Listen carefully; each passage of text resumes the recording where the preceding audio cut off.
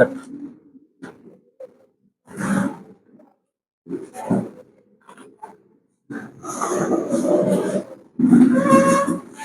सबसे पहले बात करते हैं मालाबार तट के विस्तार की बात करते हैं।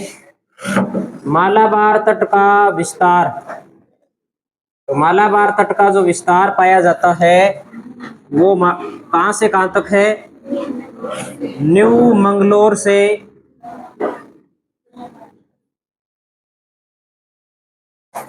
कन्याकुमारी तक इसका विस्तार पाया जाता है। दूसरी बात हम करें यहां पर, तो इस तट पर पश्च जल झीलें, जिसे अपने लेगून भी बोलते हैं, झीलें पाई जाती है, जिन्हें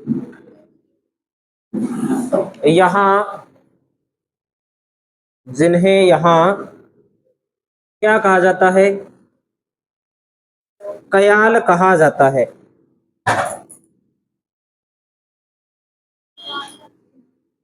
कयाल, कयाल कहा जाता है। तो कयाल कौन से तट की विशेषता है? मालाबार तट की विशेषता है। कई बार प्रश्न पूछा जाता है कि अपने जो कयाल है वो कौन से तट की विशेषता है?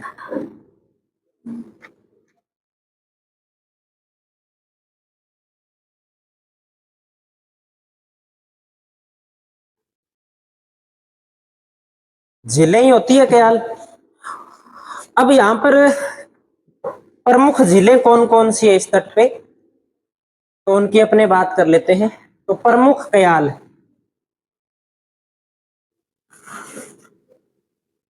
प्रमुख कयाल या प्रमुख झीलें,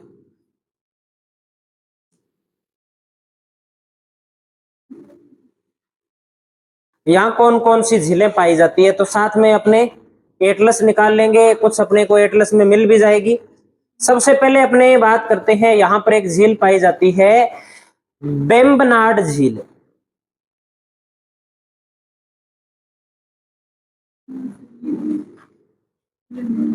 वेम्बनाड या बेम्बनाड झील मिली है क्या किसी को?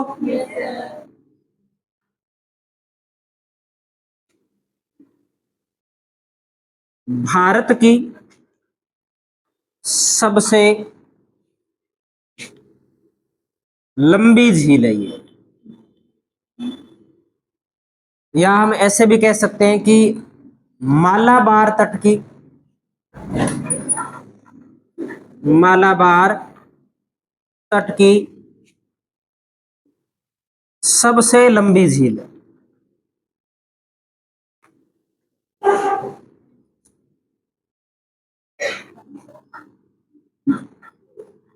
मालाबार तट की सबसे लंबी झील भी इसे बोल सकते हैं। जहां ये झील है वहां पर आपको एक द्वीप मिलेगा। क्या कोई द्वीप दिखा रखा है क्या वहां पर, जहां ये वेम्बनाड झील स्थित है?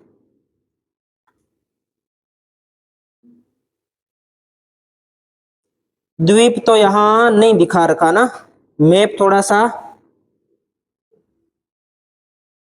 छोटा है इसलिए स्पष्ट नजर नहीं आता।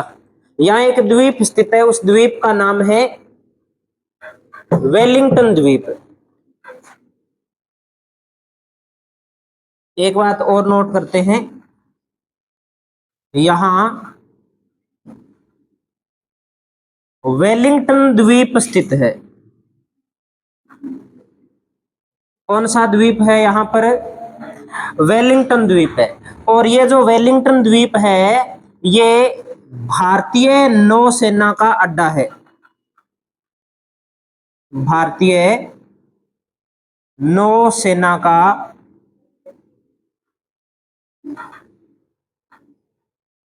अड्डा है ये।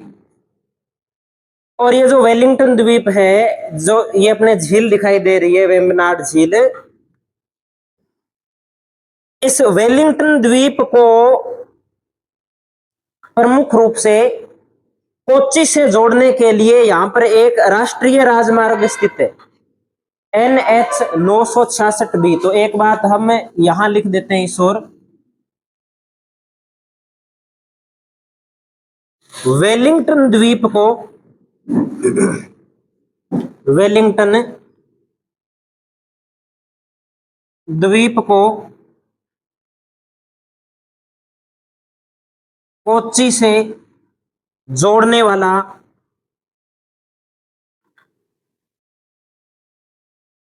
राष्ट्रीय राजमार्ग संख्या 966B है। और ये जो 966B राष्ट्रीय राजमार्ग है, इसकी भी एक विशेष बात है। इसकी विशेष बात यह है कि यह भारत का सबसे छोटा राष्ट्रीय राजमार्ग है। भारत का सबसे छोटा राष्ट्रीय राजमार्ग।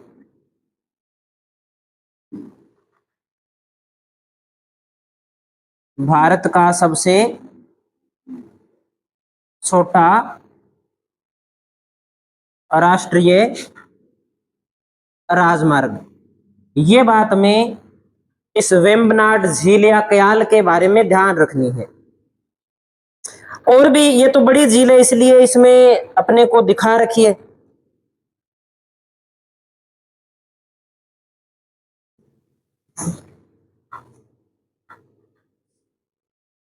और अपने बात करते हैं यहां, एक हम यहां पर झील देखते हैं, पुन्नामद्दा झील। पुन्नामद्दा झील यहां पे नहीं दिखा रखी, अस्तामुड़ी झील दिखा रखी है ना। तो एक अपने झील और पढ़ते हैं यहां पर, ये नोट कर लिया क्या सभी ने?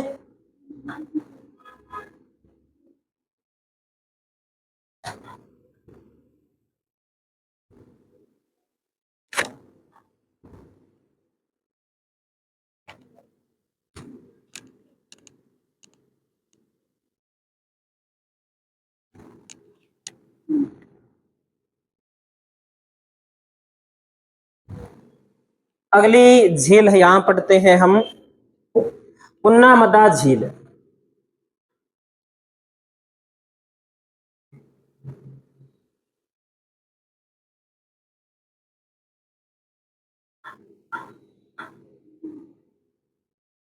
पुन्नामद्दा झील की बात करें तो यहां पर एक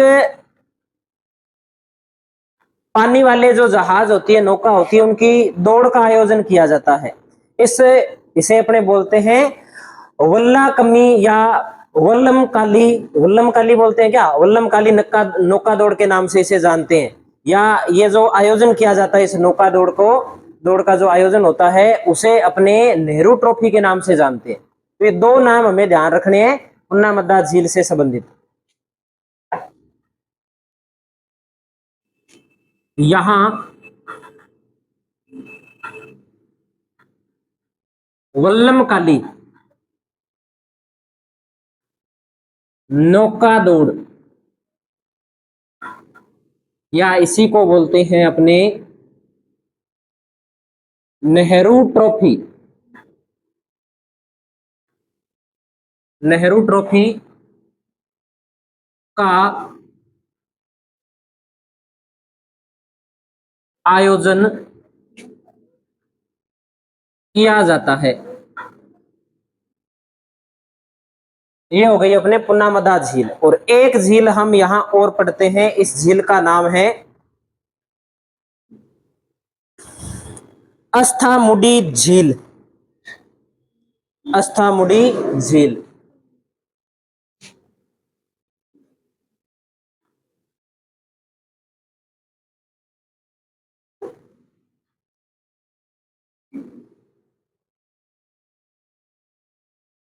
ये भी इसी मालाबार तट पर पाई जाती है।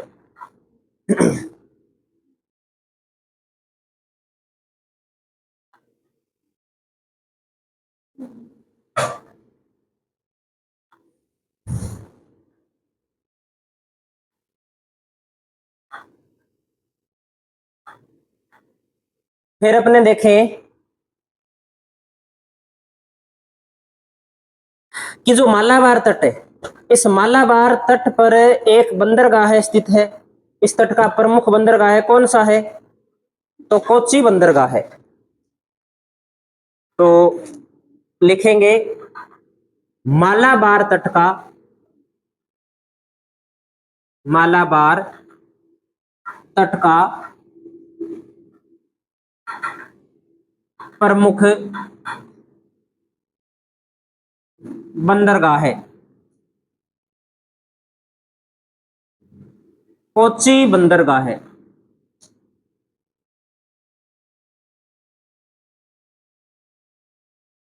कोच्चि बंदरगाह है। और कोच्चि बंदरगाह का नाम क्या है? बताया था आपको, मसाला बंदरगाह है, या इसे क्या कहा जाता है? अरब सागर की रानी कहा जाता है। ये बात हम लिख चुके हैं, वापस लिखना चाहो तो लिख लो, बाकी आवश्यकता नहीं है।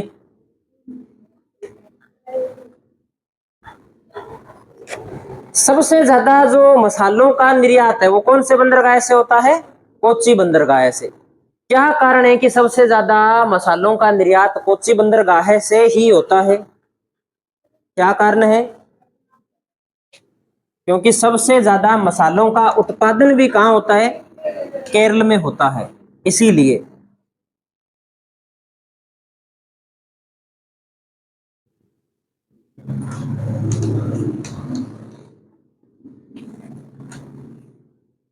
तो लिख देते हैं हम एक बात यहां पर,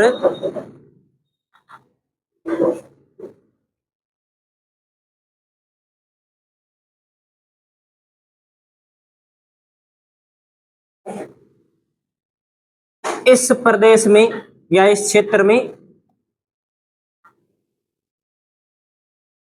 इस प्रदेश में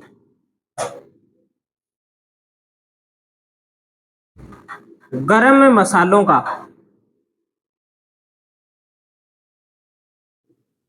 सर्वाधिक उत्पादन किया जाता है। सर्वाधिक उत्पादन किया जाता है। और यहां पर वैसे तो खूब मसाले होते हैं, लेकिन यहां पर सबसे ज्यादा अपने बात करें तो सबसे ज्यादा यहां पर काली मिर्च का उत्पादन किया जाता है। सबसे ज्यादा महत्वपूर्ण किसका उत्पादन है? यहां पर काली मिर्च का उत्पादन है, वो सबसे ज्यादा महत्वपूर्ण है।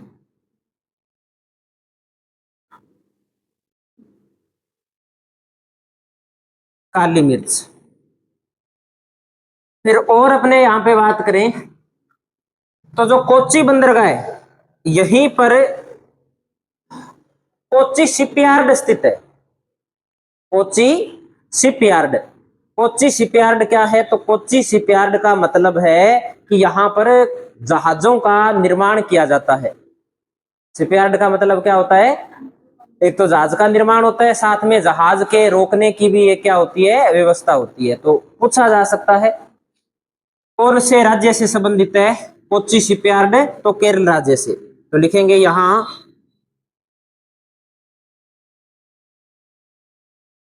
कोच्चि शिपयार्ड।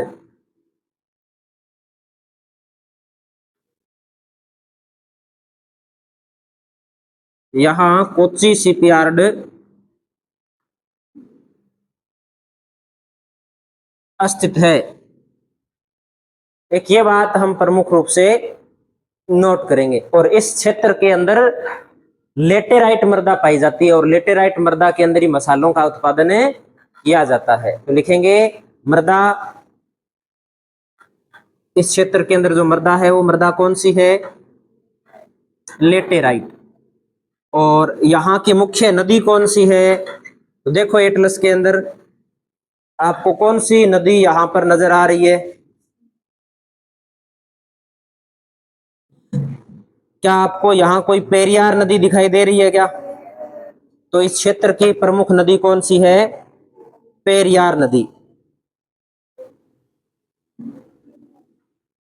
तो मुख्य नदी पेरियार।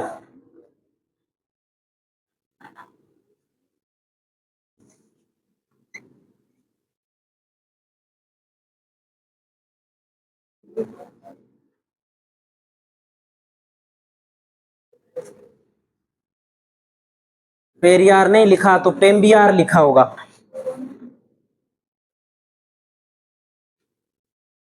तो ये अपना एक तट कंप्लीट हो गया। कौन सा तट कंप्लीट हो गया? पश्चिमी तटीय जो मैदान है वो हमने कंप्लीट कर लिया। सबसे पहले कौन सा तट था? तो सरक्रीक से शुरू हुआ था कच्छ का तट, उसके बाद में काठियावाड़ या सौराष्ट्र का तट, उसके बाद काकरापार का तट, फिर कोकण तट, कोकण के बाद कनारा तट या कन्नड़ तट बोल देते हैं, उसके बाद मालाबार तट।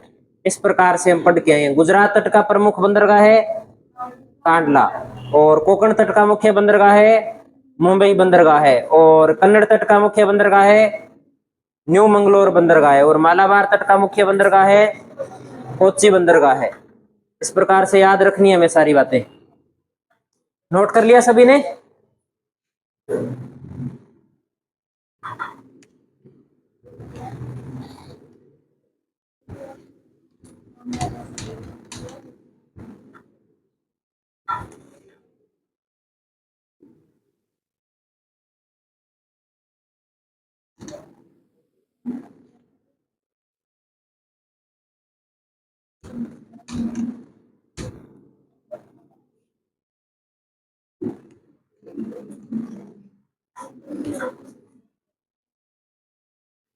चलो भाई, अब अगला तट पढ़ते हैं हम।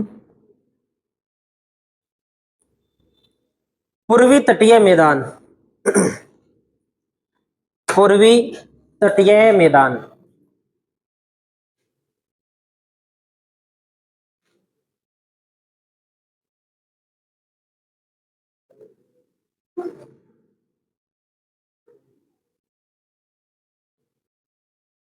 पूर्वी तटीय मैदान। तो पूर्वी तटीय मैदान पढ़ने से पहले हम एक मैप बना लेते हैं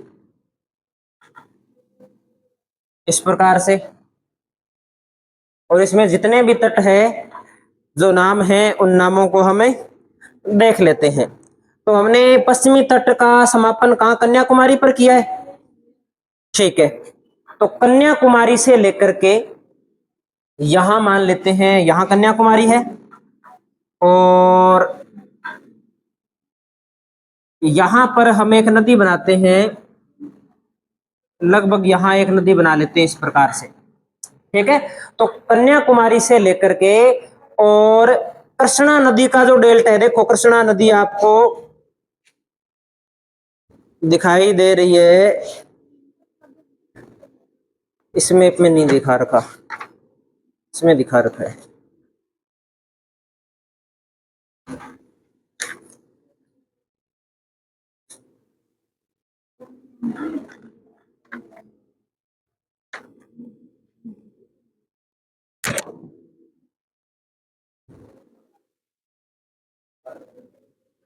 कृष्णा नदी का मुहाना मिल गया ना? कृष्णा नदी का जो मुहाना है वो कौन से?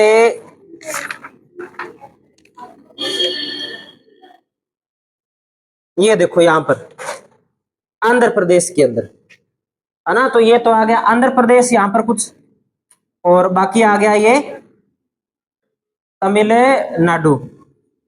ये जो तट है यहां कन्याकुमारी से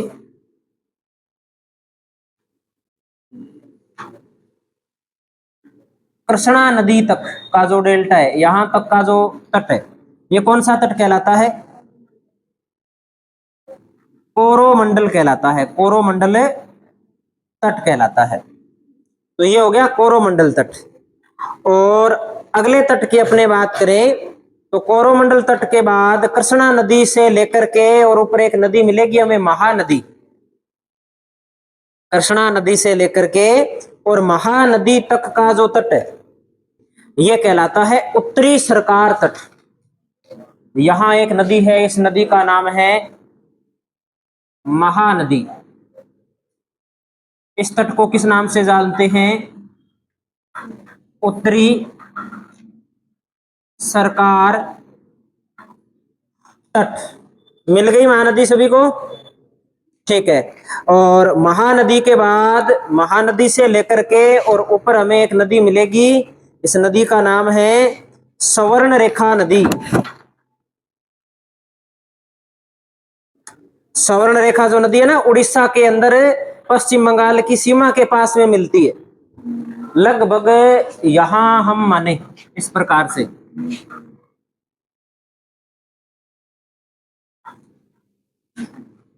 सवर्ण रेखा यह कहलाता है उत्कल तट, या इसे बोलते हैं कलिंग तट। और सवर्ण रेखा नदी से लेकर के और ऊपर हमें यहां पर इस मैप में देखोगे तो यहां पर एक द्वीप मिलेगा, लगभग यहां इस प्रकार से करके। इस द्वीप का नाम है न्यू मूर द्वीप। यहां तक जो भाग है यह कहलाता है बोंगा तट। कौन सा तट कहलाता है? बोंगा तट कहलाता है। मिल गया क्या सभी को? इस वाले मैप में दे रखा है, यहाँ पे देखो न्यू मूर द्वीप इस जगह।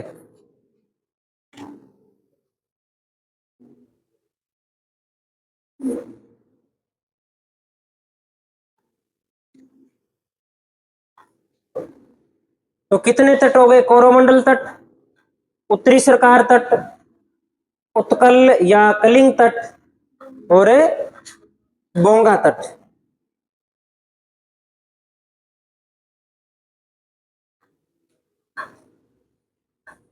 ये मैप बना लो, फिर अपने आगे बात करते हैं।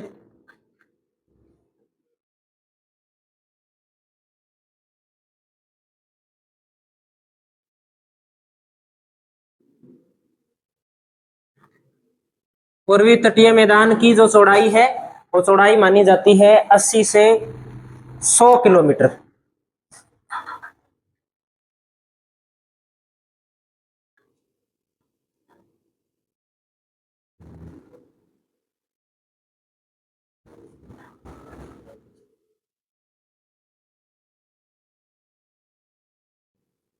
विस्तार वेस्ट बंगाल से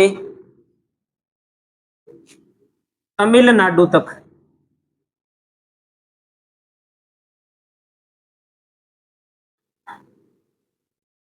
एक इसमें लिखेंगे, यह तट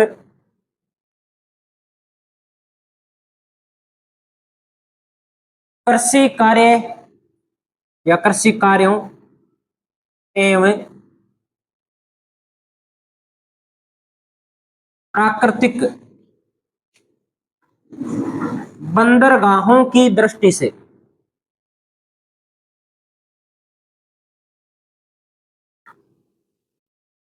उपयुक्त है। उपयुक्त होता है क्या? उपयुक्त है या उपयुक्त ही होता है, प्रयुक्त नहीं होता, उपयुक्त है।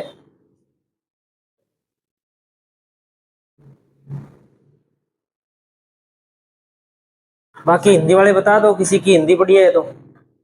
उपयुक्त होता है या उपयुक्त होता है? हम इसका मतलब समझ गए, जो भी होता है।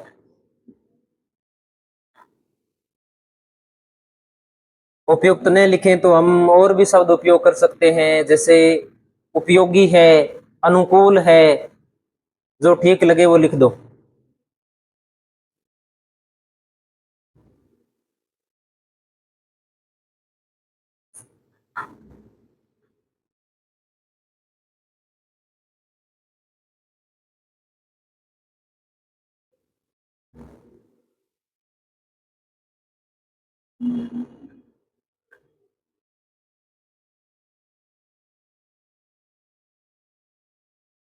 बना लिया सभी ने?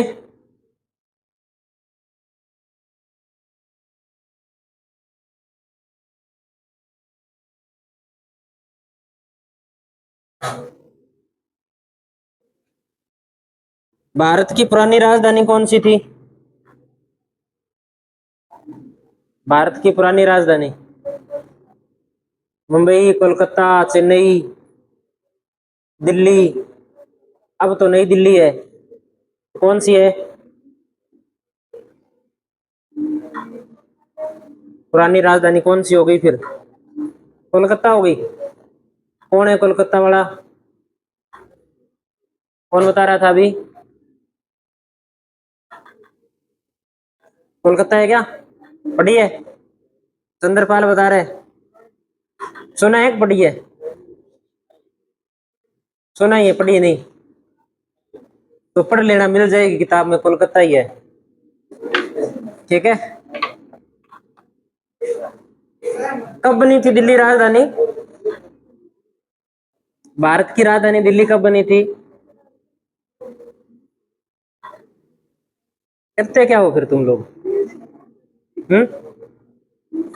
कोई याद नहीं है कोई अपने 1912 के आसपास की कोई घटना?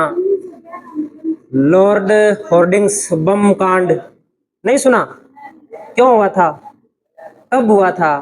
जब कोलकाता से दिल्ली राजधानी स्थानांतरित की जा रही थी, लॉर्ड होर्डिंग्स वहां से आ रहा था कलकत्ता से दिल्ली,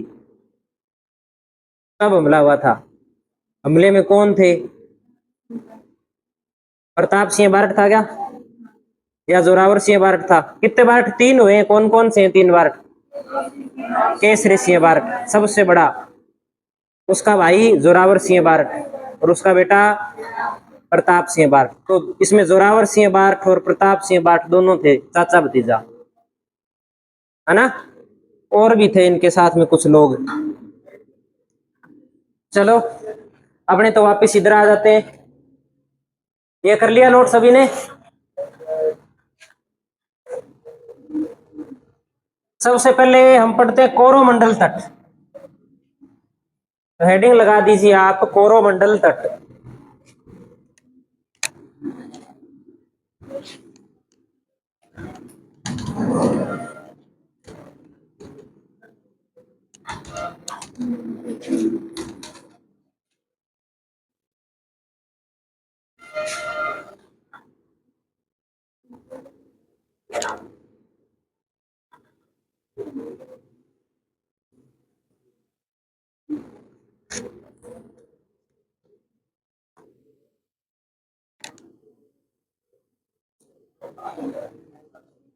एक नंबर पे पढ़ते हैं कोरोमंडल तट। कोरोमंडल तट में सबसे पहले विस्तार की बात करें तो विस्तार कहां से कहां तक है? कन्याकुमारी से कृष्णा नदी डेल्टा तक। और कृष्णा नदी का डेल्टा कौन से राज्य में स्थित है? आंध्र प्रदेश में। तो लगभग ये तट एक तो तमिलनाडु के अंदर फैला है और कुछ आंध्र प्रदेश के अंदर फैला है। पूरा आंध्र प्रदेश नहीं है, आधा आंध्र प्रदेश इसके अंतर्गत आता है। लेकिन कई बार जब प्रश्न आता है ना कि तमिलनाडु का तट, तमिलनाडु का तट किस नाम से जाना जाता है, तब उत्तर क्या होता है? कोरोमंडल तट होता है। ठीक है। या ऐसे भी पूछ लिया जाता है कि कोरोमंडल तट का विस्तार, तो ज्यादा विस्तार कौन से राज्य में? तमिलनाडु में। आंध्र प्रदेश में इसका विस्तार है वो कम है। चलो अगली बात करते हैं कि यहाँ पर कुछ झीलें हैं, देख लेते हैं अपने कौन कौन सी झीलें हैं यहाँ पर।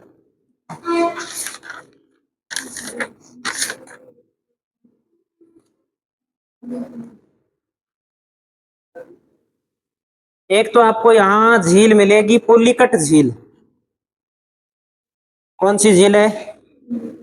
पुलिकट झील मिल गई ना, पुलिकट झील।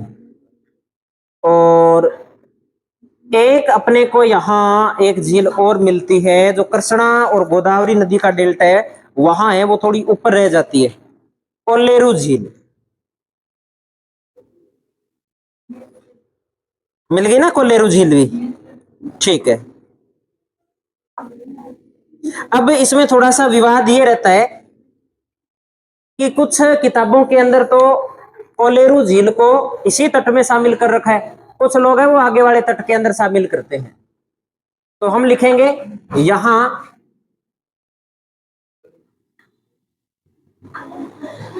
पुलिकट व कोल्लेरू झील स्थित है। यहां कौन कौन सी झील है? एक तो पुलिकट है और एक कोल्लेरू है। हालांकि कोल्लेरू हम बकायदा लिख देते हैं कि कोल्लेरू झील कौन सी नदी के डेल्टा में स्थित है? कृष्णा गोदावरी डेल्टा के अंदर है।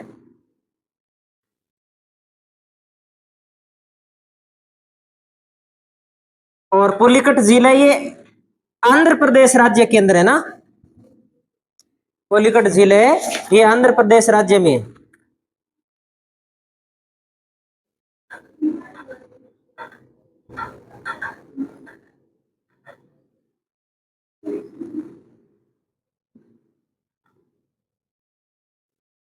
ये आंध्र प्रदेश राज्य में है। एक ये बात हमें ध्यान रखनी है।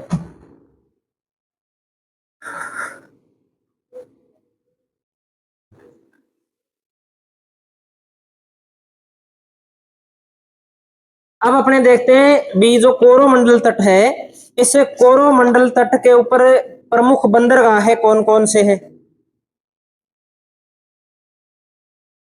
प्रमुख बंदरगाह है कोरोमंडल तट के प्रमुख बंदरगाह है।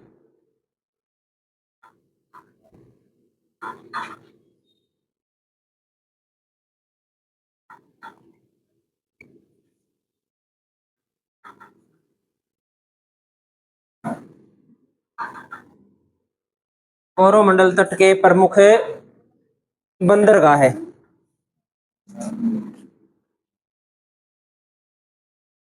तो यहां आपको एक बंदरगाह मिलेगा। इस बंदरगाह का नाम है तुतीकोरिन बंदरगाह है। मिल गया क्या? तुतीकोरिन बंदरगाह है। ठीक है, तो एक तो बंदरगाह हो गया तुतीकोरिन बंदरगाह है। एक थोड़ा ऊपर देखोगे तो तमिलनाडु की राजधानी कौन सी है? चेन्नई। तो एक बंदरगाह हो गया चेन्नई बंदरगाह है। और एक है यहीं पर अपने को एन्नोर बंदरगाह है। तो तीन बंदरगाह हमें प्रमुख रूप से इसमें ध्यान रखने हैं। एक तो हो गया तूतीकोरिन,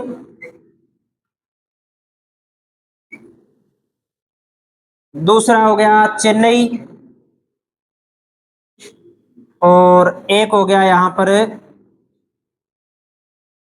एन्नोर। तीन बंदरगाह प्रमुख यहां पर है।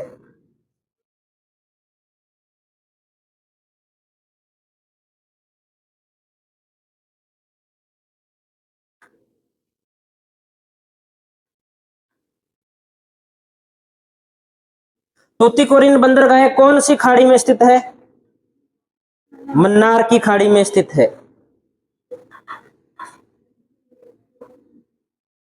तो हम कुछ बातें नोट भी कर लेते हैं।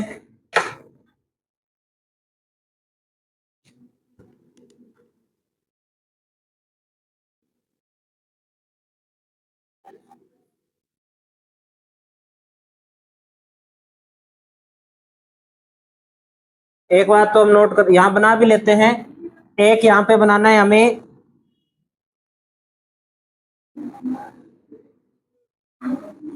चेन्नई बंदरगाह है। एक बनाना है चेन्नई बंदरगाह है और एक कौन सा बनाना है हमें? एन्नोर बंदरगाह है। एन्नोर मिल गया क्या? एन्नोर बंदरगाह चेन्नई बंदरगाह से थोड़ा सा ऊपर की ओर। एन्नोर बंदरगाह क्यों बनाया गया है? क्या कारण है एन्नोर बंदरगाह को बनाने का? तो एन्नोर बंदरगाह को बनाने का वही कारण है जो जवाहरलाल नेहरू बंदरगाह को बनाने का है। चेन्नई बंदरगाह के ऊपर जो दबाव है यातायात का उसे कम करने के लिए एन्नोर बंदरगाह का विकास किया गया है। तो हम लिखते हैं कुछ बातें। सबसे पहले हम लिखते हैं तूतीकोरिन बंदरगाह है।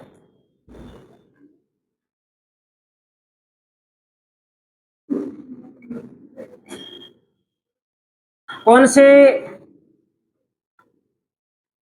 राज्य में है? तमिलनाडु।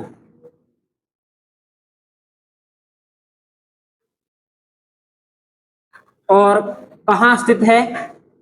तो मन्नार की खाड़ी में स्थित है। मन्नार की खाड़ी में स्थित।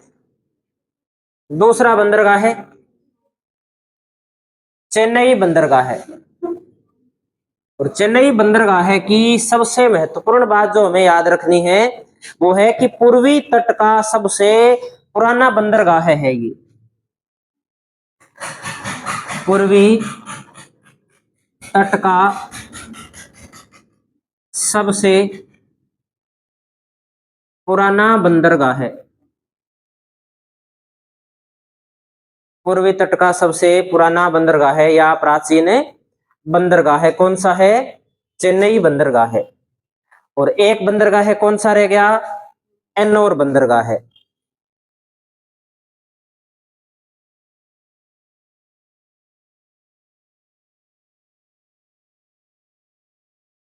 तो लिख सकते हैं चेन्नई बंदरगाह की व्यस्तता को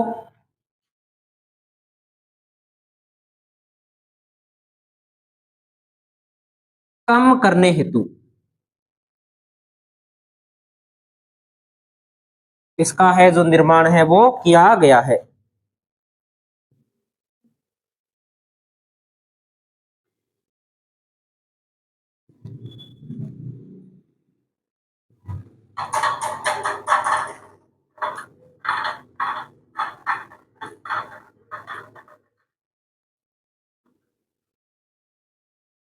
जहां हमने पुलिकट झील देखी है, इस पुलिकट झील के पास में एक द्वीप है। कौन सा द्वीप है? श्री हरिकोटा द्वीप।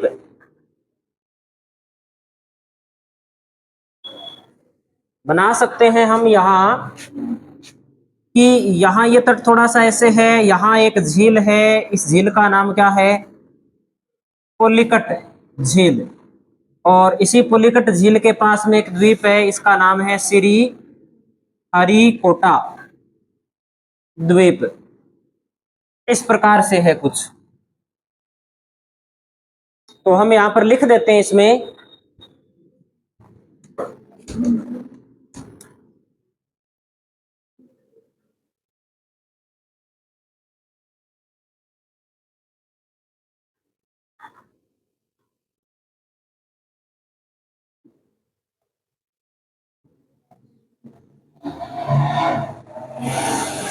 लिख दीजिए इसमें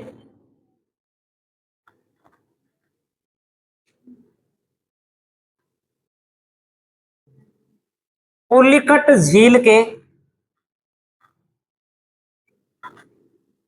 तट पर श्री हरिकोटा द्वीप स्थित है। पुलिकट झील के तट पर श्री हरिकोटा द्वीप स्थित है। और जो श्री हरिकोटा द्वीप है, यहाँ इसरो का उपग्रह प्रक्षेपण केंद्र है। और उस उपग्रह प्रक्षेपण केंद्र का नाम है सतीश धवन अंतरिक्ष अनुसंधान केंद्र। तो इस द्वीप पर क्या है? इस द्वीप पर है सतीश धवन अंतरिक्ष अनुसंधान केंद्र। क्या है ये? तो यह इसरो का उपग्रह प्रक्षेपण केंद्र है। ये इसरो क्या है? भारत की एक अंतरिक्ष एजेंसी है जो उपग्रह भेजने का कार्य करती है। जैसे चंद्रमा के ऊपर उपग्रह भेजा गया था ना, कौन सा? चंद्रयान 2। पहले चंद्रयान भेजा गया था, फिर चंद्रयान 2 भेजा गया था। उसके बाद में एक सूर्ययान भी भेजा गया था सूर्य की निगरानी रखने के लिए। तो ये सारे कहां से भेजे जाते हैं? सतीश धवन अंतरिक्ष अनुसंधान केंद्र श्री हरिकोटा से भेजे जाते हैं, जो आंध्र प्रदेश राज्य के अंदर पड़ता है। ये श्री हरिकोटा जो द्वीप है, ये भी ध्यान रखना है। कौन से राज्य के अंदर है ये? आंध्र प्रदेश में है। तो ये अपने एक तट कंप्लीट कर लिया हमने, कोरोमंडल तट। अगली क्लास में अपने पढ़ेंगे उत्तरी सरकार तट। आगे हेडिंग लगा दीजिए 2 नंबर पे, उत्तरी सरकार तट।